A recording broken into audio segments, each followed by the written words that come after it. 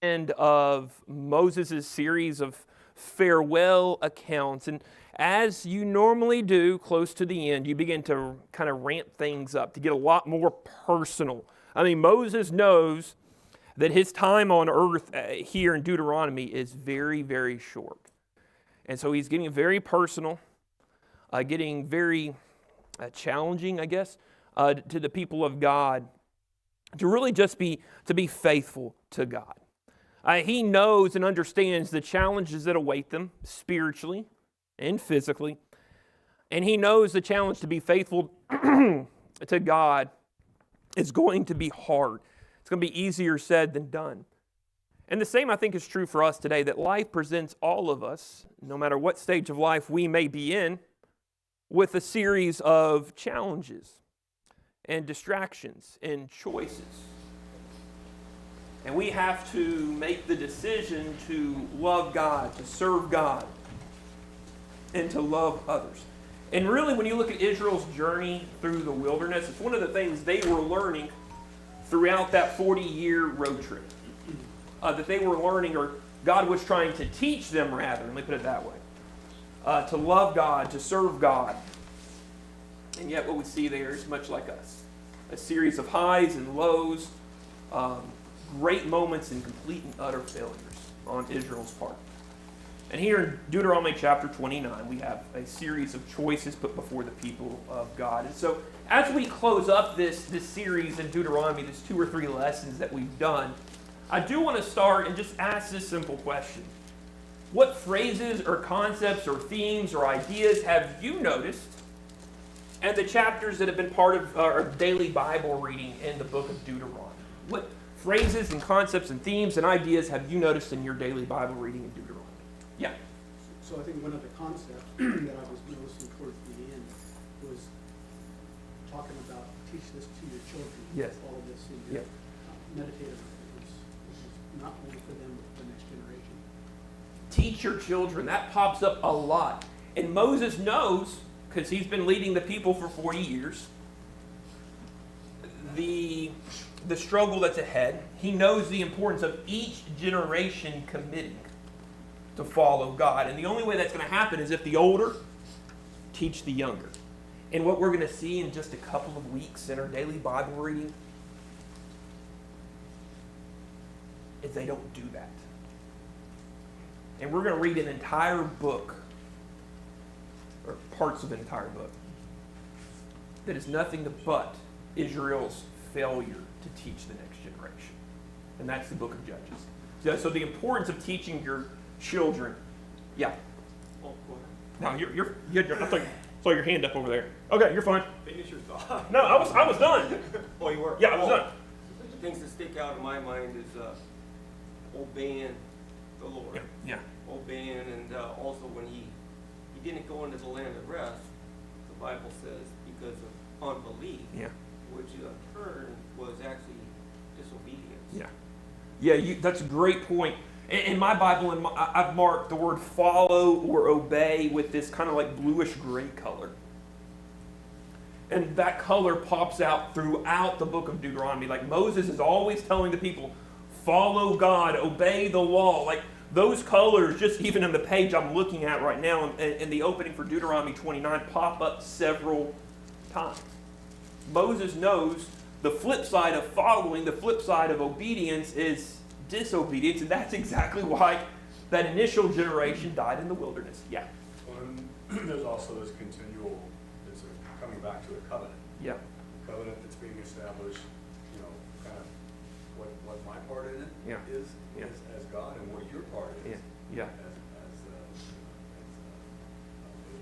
So covenant pops up again a lot. And we're seeing all three of these observations are somewhat like tied together. That you teach the kids to obey the law and remember the covenant. Those things are all three kind of tied together. Yeah, Todd? All right, so I'll try and do this quickly because I'm taking us back to chapter 21. And some things will just stick in your head, right? Yeah. Try to figure it out. And for many years, and many years ago, I've always had 21, chapter 22 installment. So anyway, where he's talking about hanging, if you hang him on a tree. I've always heard the parallel between that and crucifixion. And maybe this is my problem for thinking that way, with crucifixion is a Roman thing, and this predates this by quite a bit. So what I'm asking is your take on what exactly are they doing? Because he just told them about somebody was saying you killed him by stoning, right? And then it sounds like, well, in verse 22, it says, if a man commits a sin worthy of death and he's put to death and you hang him on a tree. So it sounds like they've already executed him. Mm-hmm. And then they've taken his corpse and threw it in a tree. Yeah. And then we get to, you know, where we can kind of make a parallel that you take that corpse down. Yeah. Now, and this is where I'm kind of confused. It sounds like they're doing something weird. Okay. Something that they haven't been told to do. They're trying to make a statement, and by doing that, they're displaying a corpse. They're throwing her in a tree. Gotcha. And it seems like Moses is saying, don't do that. Gotcha. So a couple of things. I do see some parallels. In fact, in my Bible, again, I'm not saying you have to mark my Bible, but I do have over 22. This is Deuteronomy 21, verses 22 and 23. So I have like a raspberry little dot I put over the verse number. So I do kind of see some parallels and some anticipation and maybe a shadow or an illusion, whatever phrase you want to use, to what we're going to later see in Jesus Christ. That you see some of these parallels borne out there in the text. I also see a parallel to Esther. In Esther chapter 7, where Haman, in fact, this is just a Bible geek fun thing. Sometime read the book of Esther and notice, read it closely, read it slowly, and notice how many parallels there are between Esther and the story of Jesus. There's some, God's never mentioned by name specifically in Esther, but there are some definitive parallels. Okay, to your question, Todd. There's a lot of things you could go into there in the text. It could be what we would call here in the American Old West, perhaps the hanging by a noose type of thing that we're kind of more familiar with in our culture. I think that may be included. I also think that crucifixion, or what became crucifixion, thanks to, I believe, the Persians were the ones who invented it, but the Romans perfected it. There, I do see that as fulfilling that, and I think actually the scriptures play that out there. And see if I have the cross reference there to kind of help me out there. I do not. That's my opinion. Does anybody else have a judgment on that? Here in Deuteronomy 21, 22, and 23.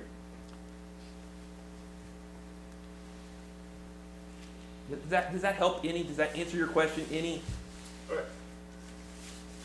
I guess, you know, what I've always thought it meant is not what I think it means now. I think that they are improperly displaying a corpse for effect. Yeah. And I think Moses is saying, don't do that. Yeah. And if you did do that, you get that corpse down and bury it. Gotcha. Yeah. I can see where you're getting that from. I'm trying to think of an Old Testament example. I don't really think there are many. There's not. But there are some examples throughout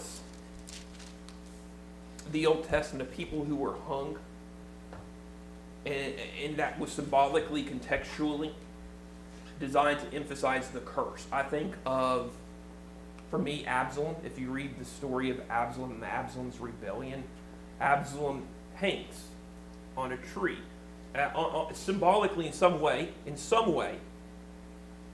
bearing the curse. And I think you actually see this in one of the guys we read about recently in our Bible reading, and I'm forgetting who it was, that he actually hung briefly on a tree. And I'm forgetting who it was. I wish I could remember. That may tie into. Yeah, honestly, the only other death by hanging that I can think of is Judas. Yeah. And he's left. Yeah. Yeah.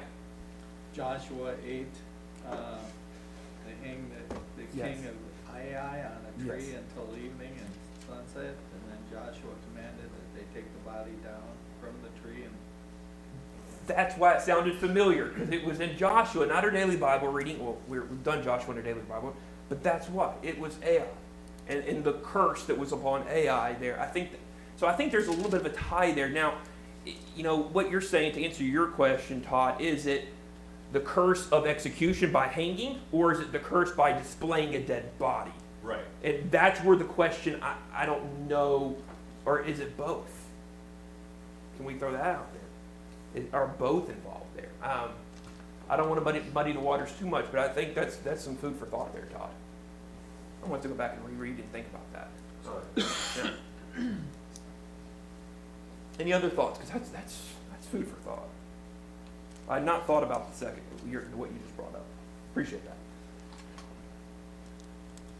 Any other thoughts, themes, concepts, or ideas you've noticed in Deuteronomy as we've been working our way through it? Okay. So there in Deuteronomy chapter 29, how does Moses remember Israel's past experiences with God? That is a typo. That should be, how does Moses remember Israel's past experiences with God? When he looks there in Deuteronomy chapter 29, what does he say there in the text? What are some things that you notice there in Deuteronomy 29 about how Israel handled their past, the things they were supposed to learn from their history? forsook the covenant. They did, over and over and over again. There, for me, one of the things that jumps out for me is Moses starts at the very beginning, at least in verse 2, at the Exodus. He's like, you guys have seen. Some of the people there present as Moses is giving these farewell addresses were old enough to remember the Red Sea dividing. They were kids. They were 5, they were 10, they were 15 years old. They were not old enough to bear the punishment and die in the wilderness, but they were old enough to remember all the things that happened. And so he starts at the very, very beginning. You remember everything God did, the Lord did to Egypt there in verse 2. You saw, verse 3, the great trials and those great signs and wonders. You remember the 10 plagues. Yet, verse 4, this is interesting. Yet the Lord has not given you a mind to understand, eyes to see, or ears to hear. Now, this is an image you're going to see play out in the prophets later, especially in Isaiah chapter 6, when Isaiah is commissioned to go preach to the people. You see some similar language used when God commissions Isaiah. And God tells Isaiah, look, I'm telling you to go, but the people aren't going to listen because our hearts were too hard. And I think that's what verse 4 is all about. That unbelief that we talked about just a moment ago, and that struggle to believe and really 100% to commit themselves to the covenant and teach the next generation, led to some problems that we see play out there in verse 4. There in verse 5, I led you in the wilderness. They were provided for, verse 6. What other things do you see that, as Moses is describing their past experience? What jumps out to you guys?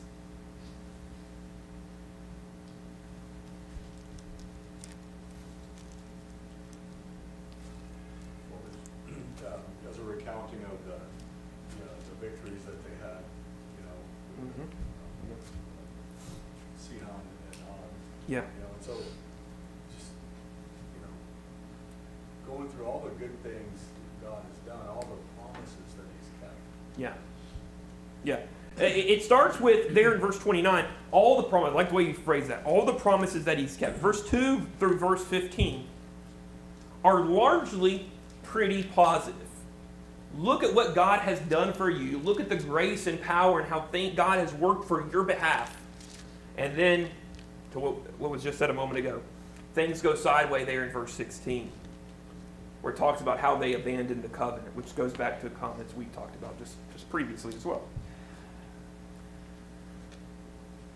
And what's interesting is, as we're thinking about tying some of these thoughts, they're going all the way back to what we mentioned earlier about teaching the next generation. There in verse 14, after describing everything that God has done, Moses says this, I am making this covenant and this oath not only with you, Those people could actually hear Moses' voice that day. But also with those who are standing here with us today in the presence of the Lord our God. And then this is key. And those who are not here today. That this covenant, this promise, the promises of God are not just here for the 600 and something thousand Israelite men and women and children, or perhaps even more, depending on how you want to do the census numbers there, who are sitting there as Moses speaks these words. He's talking to their kids and their grandkids and their great-grandkids, that the covenant is for them. The warnings that Moses is giving is for them. There in verse 16, now, he talks about abandoning the covenant and the problems with all that. That yes, God has shown his grace, so they need to obey. And then in verse 16, he says, or verse 17, you saw the abhorrent images and idols made of wood, stone, silver, and gold, which were among them. That's the Egyptian. Be sure there is no man, woman, clan, or tribe among you today whose heart turns away from the Lord our God to go and worship the gods of those nations, the gods of Egypt, those statues. Be sure there is no root among you bearing poisonous and bitter fruit. That when someone hears the words of this oath, he may consider himself exempt, thinking, I have peace in my heart. This is going to sound really familiar to us. I have peace even though I follow my own stubborn heart. Does that sound familiar to anything we see in here in our society today? It makes me feel good. Maybe, but it's against God's design. And ultimately, it's going to lead to judgment and destruction. And that's what Moses talks about there in verse 19. This will lead, if that's the road you go down, verse 19, this will lead to the destruction of the well-watered land as well as the dry land. The Lord will not be willing to forgive him. Instead, verse 20, his anger and jealousy will burn against that person, and every curse written in the scroll will descend on him, and the Lord will blot his name under him and single him out for harm from all the tribes of Israel, according to the curses of the covenant written in the book of the law. Future generations of your children who follow you, and the foreigner who comes from a distant country will see the plagues of that land and the sickness that the Lord has inflicted on it, and all of its soil with a burning waste of soil and sulfur and salt. That sounds like Sodom and Gomorrah. In fact, that's what he draws the parallel to, that your promised land, this land flowing with milk and honey, will no longer flow with milk and honey. It'll look like Sodom and Gomorrah. It will be an utter desert. And people will walk through there in verse 24 and wonder, what happened here? When I was here 5 years ago, it was green, it was lush, there were plants and there were vineyards, there were farms. There were cows, there were oxen, there were sheep. There were people. And all the nations will ask, why has the Lord done this to this land? Why this intense outburst of anger? And the people will answer there in verse 25. And it's because they abandoned the covenant of the Lord, the God of their ancestors, which he had made with them when he brought them out of the land of Egypt. That they began to serve other gods and bow and worship to gods they had not known, gods that the Lord had not permitted them to worship. And therefore, verse 27, the Lord's anger burned against this land, and he brought every curse written in the book on it. And the Lord uprooted them from their land in his anger, rage, and intense wrath, and threw them into another land where they are today. What jumps out to you there all the way to verse 28? What do you notice there in the text?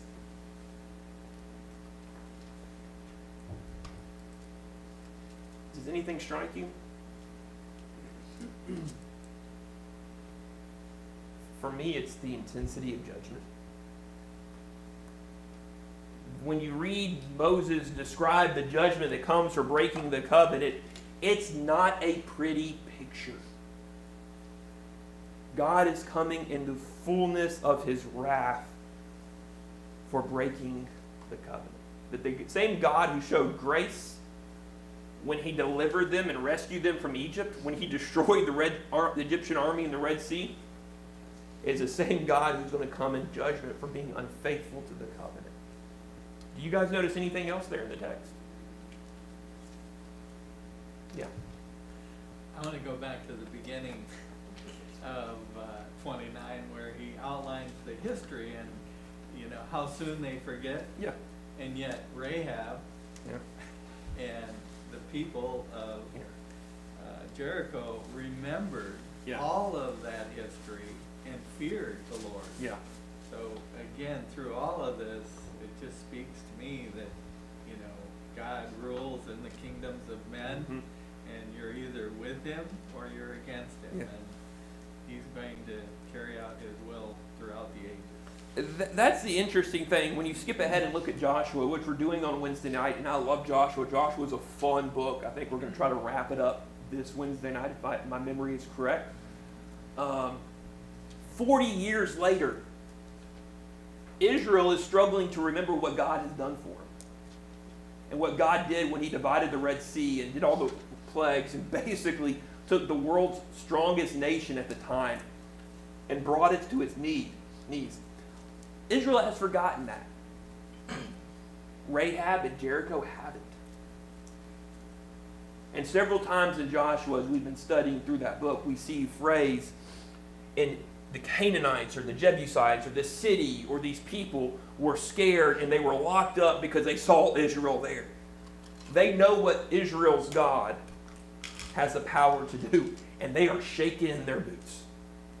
The phrase "the Lord giveth and the Lord taketh away" keeps coming Yeah. to my mind, and it's like that same God who blessed you with all that abundance and everything is going to be the same God that's responsible for your desolation because you don't glorify Him, you don't obey Him, you don't keep that covenant, and so there won't be any.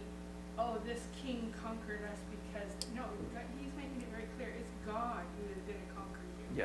Yeah. And be the source of that. Yeah, I like the kind the Lord giveth and the Lord taketh away. One of the things I hope we see as we're reading through the Bible together in our daily Bible reading is that God is a God of grace. I'd never want us to forget that. But the other side of that is that God is a God of justice. And that if God is going to execute justice on the Canaanites for their sin, He's going to execute justice on His people for their sin. After giving them time and time and time and time and time and time and time again to repent. Cole, and then... What I love is it's not like surprising, like newsflash, God's consistent. Yeah. But back when he's describing himself Yeah. over in Exodus 30. 34, somewhere. 6 through 8, I think it is. Yeah. He first talks about how he's a gracious and loving God. Then you have like this switch midway Yeah. through, and it's like, but Yeah. will not be forgiving any. Or sorry, not forgiving, but will not let any injustice Yes. go. There's one of my friends and mentors has actually done like a gospel meeting series built exclusively on that verse, because if we miss the power of, I think it's Exodus 34, 6 through 8, I think that's what it is. If we miss what God through Moses is telling us about His character, it affects us today. That God is God of grace and mercy and love and all the stuff we see in like verses 6 and 7. But He will also execute His justice in His own due time. Yes. A thing that we get through this teaching of Deuteronomy is where we could apply it to us. The way I look at it is Israel was constantly, well, they wanted to remind, Moses always reading and reminding them, but how fast they forget, right? And they go back to idol worship. But it's the same today. I think Chris mentioned how fast the congregation can disappear. One generation, if you're not teaching your offspring or whatnot, or we're not staying steadfast, churches can disappear. They're no longer. It's the same thing. I mean, that's how I apply it to us today. Mm-hmm. So I'm going to tag on your thought real quickly before we go to this question, because you're leading me into that question, and I just want to say this real quickly. And this may startle you, this may scare you, you may have seen it with your own eyes. This ties into your comment. 50% of kids will fall away. 50% of, statistically speaking, 50% of kids fall away. And most of those who fall away, who leave the faith, statistically speaking, fall away in the first year out of high school. That's according to, I'm talking wider Christianity because there's not a lot of people who do a lot of statistical analysis of churches of Christ. So I'm talking wider Christianity here with our statistics. But my own personal experience, so this is my personal experience, may not be yours, it's roughly the same. Which goes back to the importance of teaching the next generation. Because we don't teach the next generation. A congregation, I'm going to throw a number out, 200, the next generation is 100. And the next generation is 50. And you do the math from there on out. We must teach the next generation. Chris, I think I saw your hand go up. Yeah, I mean, this is a nation narrative, right? It has personal implications, but it starts at a nation level. Yeah. And so, for us, that starts at God's nation and then trickles down to congregations of God's people in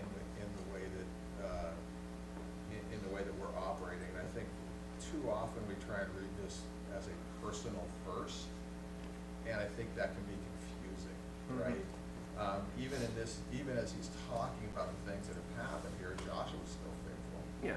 So it wasn't a personal thing, right? But as a nation, as a group, as a collective, as the people who are supposed to be showing the glory of God to the nations, that's the thing. And so if we read it with that context, and Daryl's been talking a lot about that too.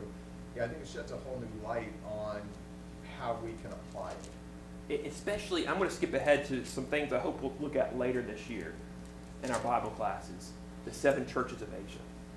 There's a corporate, certainly there were faithful people, individuals in all 7 churches. But as Chris has pointed out, rightfully so, corporately, 5 of those 7 churches had something to work on. And so corporately, we have some, maybe as a congregation, as God's people, larger today, we may have some things to work on, some areas of opportunities for growth. Yeah, Todd. To Chris's point, I think we kind of have to remember and consider the fact that these confederated tribes in Canaan also had a relationship with God. Yeah. God loved them too. Yeah. So much so that he gave them 400 years to figure it out. Yeah. So they also had a relationship, a covenant. We just don't know what it is. Yeah. Other Romans 2, the context. And God is disciplining them with another group of his people. So I just don't want to divorce ourselves from the fact that this is God's people and God's people. Yeah. So much to unpack there from what Todd just said, because it's just profound on so many levels, because you see there in Genesis, as God is making that initial covenant with Abraham, God is, look, their iniquity is not complete. They still got some more sinning to do. They're not going to come back. I'm going to give them, borrow some phraseology from the New Testament, I'm going to be patient with them. I'm going to be long-suffering with them. I'm going to give them a chance to come back. And when they don't, if they don't, then I'm going to execute justice. God loved the Canaanites. God cared about the Canaanites. God wanted them to come back. He gives them 430 years to come back. And they don't. What does God do with Israel? Gives them time and time again, and prophet to come back. And they don't. And eventually they're all sent into exile, which is what Deuteronomy chapter 29 describes. But then in Deuteronomy chapter 30, when all these things happen to you, verse 1, the blessings and the curses that I have set before you, and you come to your senses while you are in the nations where the Lord your God has driven you, when you are in Babylon, when you are in Assyria, when you're far away from home, and you've never perhaps even seen Jerusalem, and you and your children return to the Lord your God and obey him with all your heart and all your soul, when you actually listen to the Shema, when you live out Deuteronomy chapter 6, by doing everything I am commanding you today, then He will, what will God do? Restore your fortunes. He will have compassion on you. He will gather you from among the peoples where the Lord your God has scattered you. That even if your exiles are at the farthest horizon, He will gather you and bring you back from there. The Lord your God will bring you into the land your ancestors possessed, and you will take possession of it. He will cause you to prosper and multiply you more than He did His ancestors. The Lord your God will circumcise your heart and the hearts of your descendants, and you will love Him with all your heart and all your soul, so that you will live. What do we see in Israelites' history? What happens to them? They spend 70 years in exile in Babylon. And at the end of 70 years, whether you're looking at Daniel or Ezra or Nehemiah, what happens? Their hearts are broken. And they return to the Lord their God. And what does He do? That even though they're like multiple time zones away, He brings them back. He rebuilds Jerusalem. He protects them while they're rebuilding Jerusalem, while they're rebuilding the temple. That He blesses them. And we're going to eventually get to Ezra, Nehemiah, and Esther and some of those post-exilic books, the books that happen after the exile. We're going to get there in a daily Bible reading. And when we get there, pay close attention, because some of the language that is used in Ezra and Nehemiah is very, very, very similar to the Exodus. There are some very similar parallels between the return from exile and the Exodus account. And what you see there is, there in verse 30, is that's what Moses tells the people.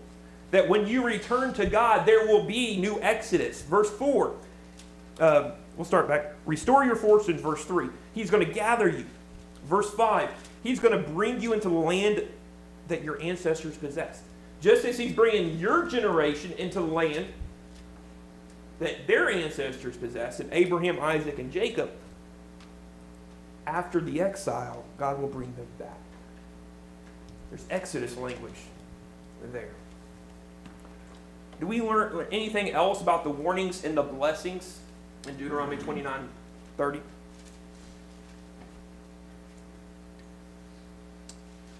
One thing that jumps out to me moving along into verse 11 through 20, the end of the chapter, is that Moses looks at him and says, guys, the command that I give you, verse 11, is certainly not too difficult or beyond your reach. It's not in heaven so that you have to go ask. Who will go up to heaven and get it for us? And proclaim it to us so that we may follow it or obey it. It's not across the sea, so you have to ask, who's going to cross the sea and get it for us and proclaim it to us so that we may follow it? The message is very near you, in your mouth and in your heart, so that you may follow it. God's commands are not impossible for us to obey. They're not impossible for us to understand. And there in verse 15, Moses looks at the people straight in the eye and says, today I have set before you life and prosperity, death and adversity.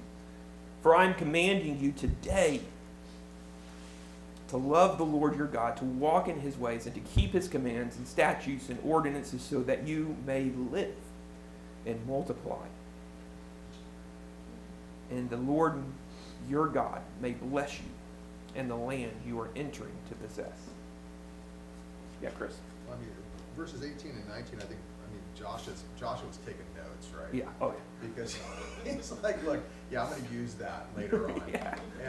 And that's, I think, but that's important, because that starts to show a consistent theme that the inspired word is trying to get to us, that as a nation, as a group, and as individuals, we have got a choice to make. Yes. And we like to think that it's it's not an easy choice. And it is an easy choice. We just choose not to make it. Yeah, yeah. And I think you're right. Joshua's taking some notes. Because if you skip ahead to Joshua's farewell address, which we're going to go over on Wednesday night, if you skip ahead and you parallel it to Moses' farewell address, it's like Joshua said, hey, Moses, can I have your sermon outline? I'm going to preach it. Because it's that similar. And the choice that they're making, on one hand, yeah, it's not a hard choice at all. But another thing, as we all know, and as we've all experienced in our own spiritual lives, it is a challenging choice. The choice to be faithful to God, we can all say yes to that. But when it comes to living that out every day, when the rubber meets the road on Tuesday, Wednesday, and on Thursday, when we're at the office and we're walking around our neighborhood, when we're around that neighbor, that coworker, whoever, that kind of rubs us the wrong way, isn't the nicest guy, it can be really easy to kind of forget our covenant, forget our relationship. Yeah. So this chapter 29, 30 kind of is a precursor in my mind to the Judges in that cycle of obedience and falling away, and he sees it coming. Yeah. So Yeah. it's, to your point, it's hard. It's hard. And really, that's what's interesting. We're going to skip ahead just briefly in our thematic study. Israel's apostasy, as we're going to find out in Deuteronomy chapter 31, and verses 18, or verses 16 and 17, doesn't surprise God. God knows what's going to happen. He knows the struggle.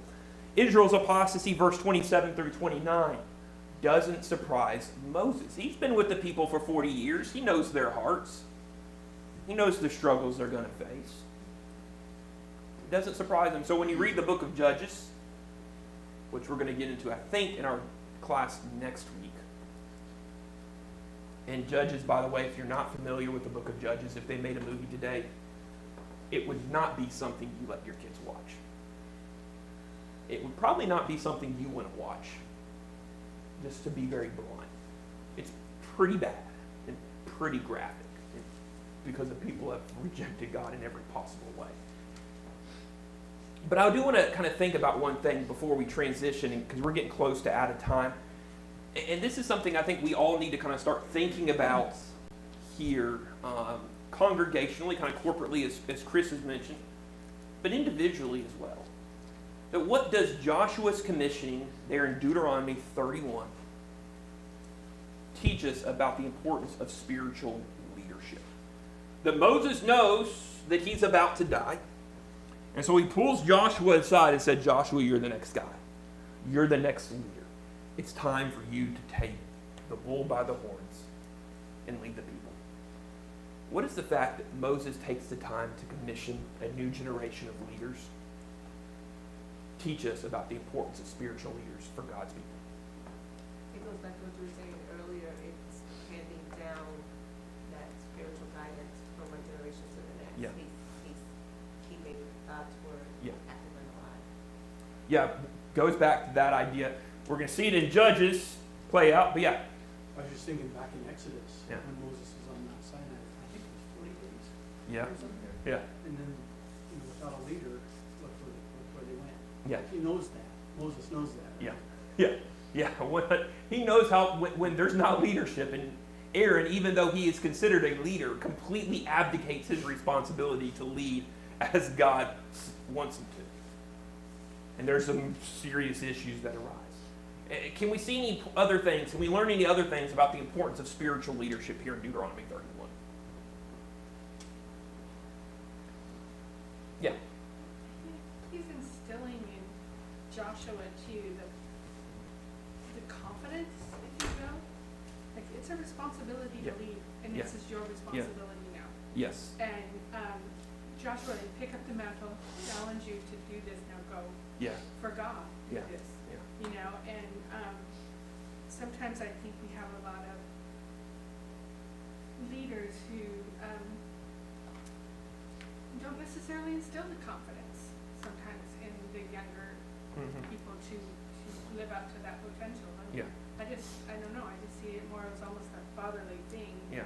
That Moses is telling Joshua, Yeah. you're ready, son. Yeah. Go. Especially as you look at the language when Moses does commission Joshua there in verses 7 and 8. Be strong and courageous, for you will go with this people into the land the Lord swore to give to their ancestors. You will enable them and take possession of it. That the Lord is the one who will go before you. He will be with you. He will not leave you or abandon you. Do not be afraid or discouraged. The fact that Moses tells Joshua, don't be afraid, God is with you, had to make an impact on Joshua. That it was his mentor and his friend and his leader that is commissioning him. I think that would have made an impact. Yes? Yeah, I wanted to point out that, again, he's been a mentor to Joshua from the earliest readings, right? Yes. Yeah. And so he's the obvious choice, Yeah. but he's encouraging him and hopefully giving him the confidence to do the right things. Mentoring is important. Yeah, so I'm going to wrap it up with the idea, some of the ideas that we've talked about already. Just kind of wrap it up in terms of leadership. One, I want to encourage everyone here to look for opportunities to lead. It doesn't matter if you're male or female, you have opportunities to lead. Ladies, you have an opportunity to lead and encourage the other ladies in biblical fashion. Guys, that's what Titus 2 is all about. It's Titus 2 women, older, teach the younger. Older, lead the younger. But I want to talk specifically to the guys. I want to challenge the guys, whatever age you are, to consider serving in capacities as elders or deacons or other possibilities, other opportunities that are presented to you. If you're qualified and if you're interested and you're willing to serve. We need guys to serve as leaders in the church. And 3, this is not one of the things I have seen and I'm so grateful for in the short time I've served as a preacher is the number of older preachers who have been a Moses to me, who have come behind me and served me and helped me and encouraged me. And so when I see Moses commissioning Joshua, I see a model of the power of the older mentoring for years and encouraging for years the next generation to fill their shoes. Because we're going to need a next generation. There's going to come a time when some of you pass away. Who's going to fill your shoes? There's going to come a time when I pass away. Who's going to fill my shoes? Part of serving in the kingdom is finding and training and building up the next generation to serve in the capacities they can. Guys, on that note, we are at the end of our class period today, so we will wrap it up. I think we're in Judges next week. I'll try to get questions out earlier. I waited way too late to get them out to you this week. We will be in Judges next week.